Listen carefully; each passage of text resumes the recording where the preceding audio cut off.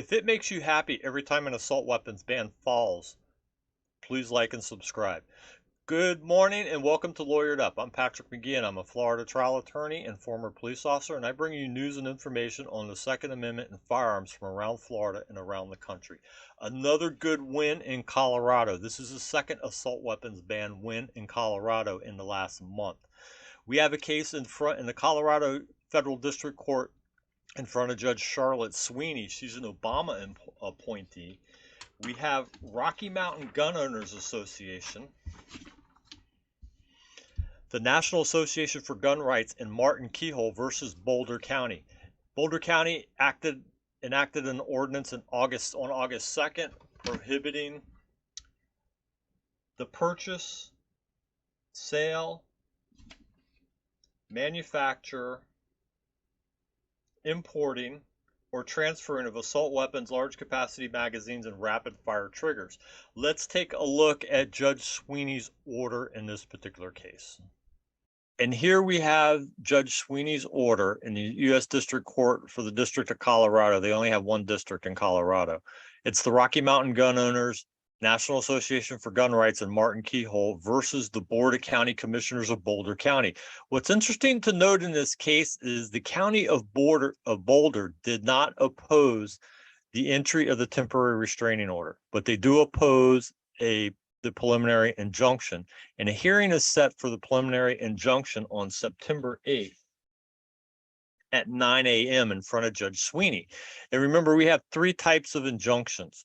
We have a temporary restraining order or emergency injunction. We have the preliminary injunction, and then we have a permanent injunction. And what separates the three are the time frames. A preliminary or emergency injunction is valid for 14 days unless the parties agree to extend it. A preliminary injunction is valid for the duration and litigation of the case, and a permanent injunction goes on forever until it's dissolved. And if that's the case in this particular case, it will nullify the county ordinance that Boulder County has entered.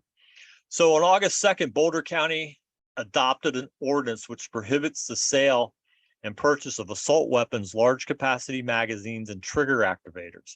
It prohibits a person or corporation or other entity in unincorporated Boulder County outside of the municipal boundaries, I guess, whatever the cities are in Boulder County. I'm guessing Boulder is a city in Boulder County.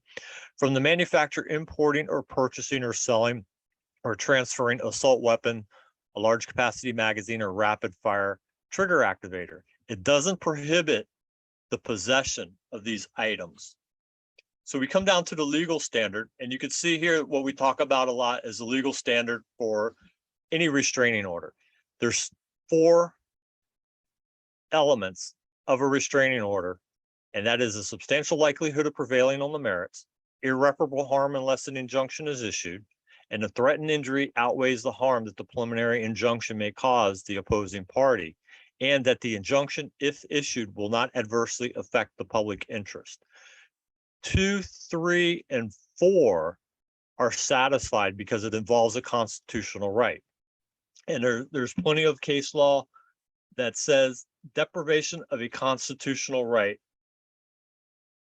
is substantial and irreparable.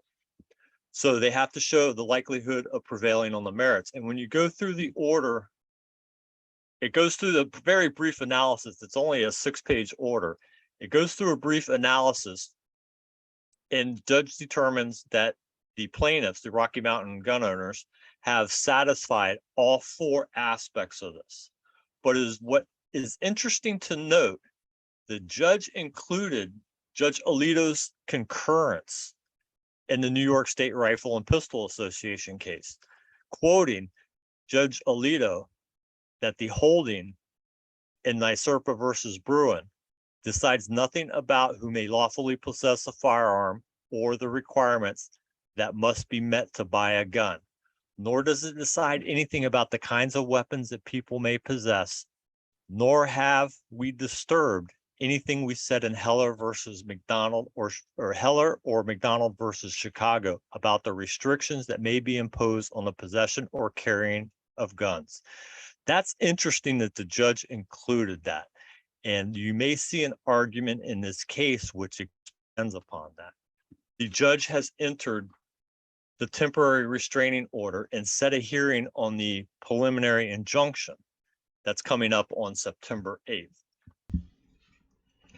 All right, thank you for joining me here on Lawyered Up. I love bringing you these cases. I absolutely enjoy it. If you like this type of content, please like and subscribe. And until next time, remember, somebody comes knocking on your door, lawyer up.